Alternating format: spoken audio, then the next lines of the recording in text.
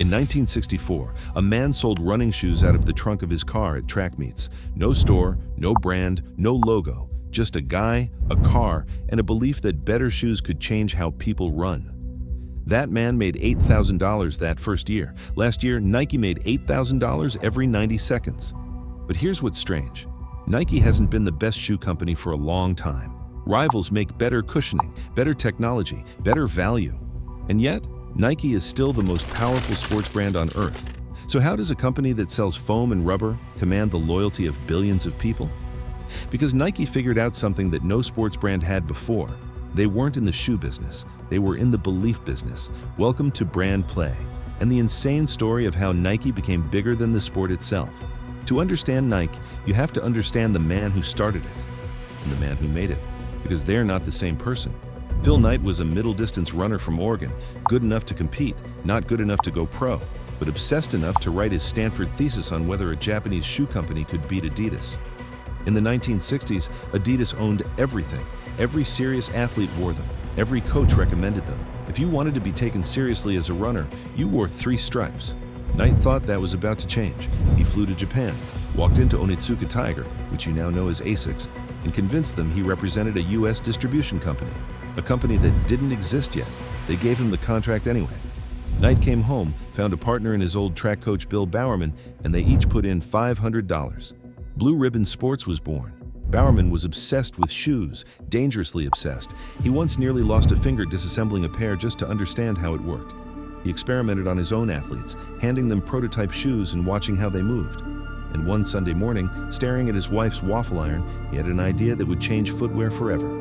He poured rubber into the iron, let it set, pulled it out, the waffle sole, better grip, less weight, more speed. It wasn't just a new product, it was proof that these two men were building something different. In 1971, Blue Ribbon Sports became Nike, named after the Greek goddess of victory. A graphic design student was paid $35 to create the logo, $35 for the swoosh. She later received Nike stock when the company went public. A better deal. But a great shoe and a catchy name don't build empires. What built Nike was a decision they made in 1984 that almost didn't happen. Nike wanted to sign Michael Jordan. Jordan wanted Adidas. He had grown up idolizing Adidas. He went to the Nike meeting only because his mother made him go. Nike offered him $500,000 a year, a signature shoe, and a royalty on every pair sold. Nobody had done that before. Jordan's agent Rob Strasser and designer Peter Moore flew to Chicago with a full presentation. Music, visuals, the whole pitch. Jordan reportedly fell asleep in the meeting, but he woke up a billionaire. The Air Jordan 1 launched in 1985. The NBA banned it immediately. The shoes violated the league's uniform policy because they didn't have enough white. Nike paid Jordan's fines, every game, and turned the ban into a marketing campaign. On October 15th, Nike created a revolutionary new basketball shoe. On October 18th, the NBA threw them out of the game. Fortunately, the NBA can't stop you from wearing them. In the first year, Air Jordans generated $126 million in sales. Nike had projected $3 million.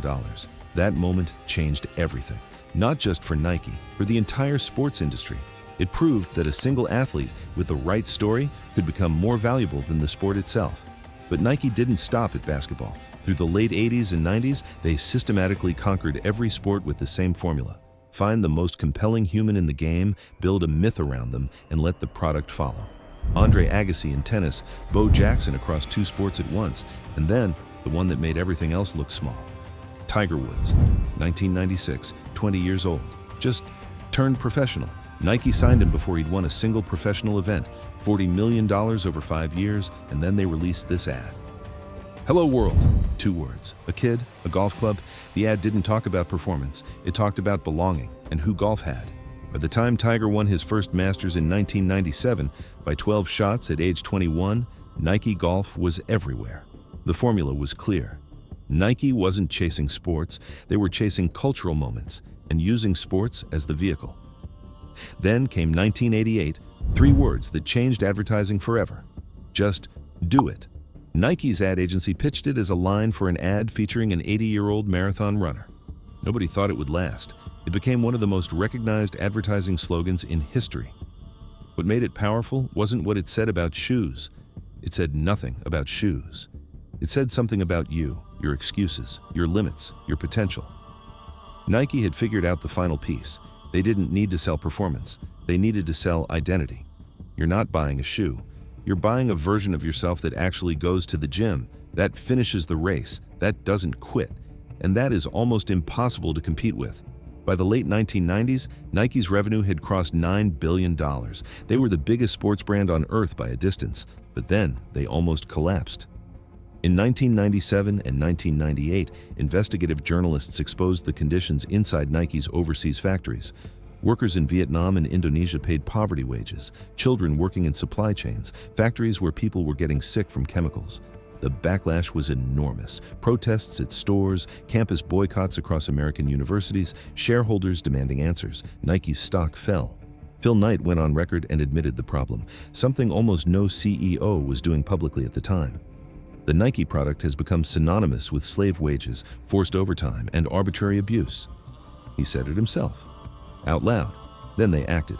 Factory audits, minimum wage increases, third-party monitoring. It took years, and critics still argue it wasn't enough. But what it revealed was something important. Nike had become so culturally significant that people held them to a higher standard than they held other companies. You don't protest a brand you don't care about. That tension between the inspiring message and the uncomfortable reality has followed Nike ever since. Now let's talk about what Nike actually sells, because it might surprise you. Nike does not manufacture a single shoe. Every Nike product is made by third-party factories, mostly in Vietnam, Indonesia, and China. Nike designs, Nike markets, Nike distributes, but the physical making of the product, outsourced entirely. This is called the asset-light model, and it's one of the reasons Nike generates margins that pure manufacturers can't touch. Here's how the money actually works. A pair of Nike Air Max 90s retails for around $110. The factory that makes them gets paid roughly $28. Materials, labor, overhead, everything. Nike buys them for that $28, then sells them wholesale to retailers for around $55. Retailers then sell to you for $110. Or, and this is the more profitable version, Nike sells directly to you through their own app, website, or Nike store. No retailer margin in the middle. That's why Nike's direct-to-consumer push has been one of the most important strategic moves of the last decade. In 2023, direct sales represented about 44% of total revenue. 10 years ago, it was closer to 15%. Cut out the middleman, keep the margin, own the relationship. But the most valuable thing Nike owns isn't a factory or a distribution network, or even the swoosh, it's the roster. Nike spends more on athlete endorsements than any other company in sports. The exact figure is hard to pin down because most deals are private, but estimates put it at over $3 billion a year. LeBron James, Serena Williams, Cristiano Ronaldo, Kylian Mbappé, Rafael Nadal. Every sport, every continent, every major cultural moment in sports, there is a swoosh somewhere in the frame.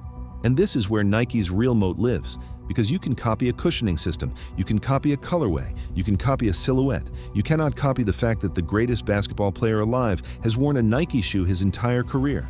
That's 20 years of shared history, of championships and heartbreaks and cultural moments, all attached to a logo. That is what Adidas learned the hard way in 2003 when they lost LeBron to Nike, and again in 2022 when they lost Kanye, their highest profile partnership outside of sport, costing them an estimated $250 million in revenue in a single quarter. Nike rarely loses those battles because they got there first, and they stay loyal long enough to make leaving feel wrong. So where does Nike stand today? Revenue in fiscal 2024 came in just under $51 billion. They employ around 79,000 people. The brand value is estimated at over $30 billion, the most valuable sports brand on earth by far.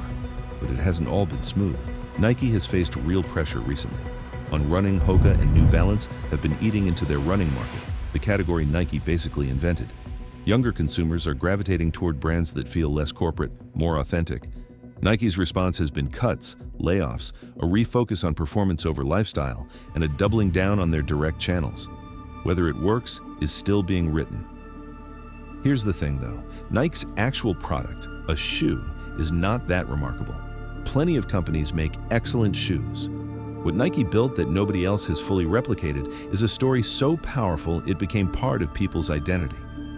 Every kid who ever laced up an Air Jordan wasn't just buying shoes. They were buying the idea that they could be something extraordinary. Phil Knight figured that out selling shoes from a car trunk in Oregon. And 60 years later, the whole world is still buying it.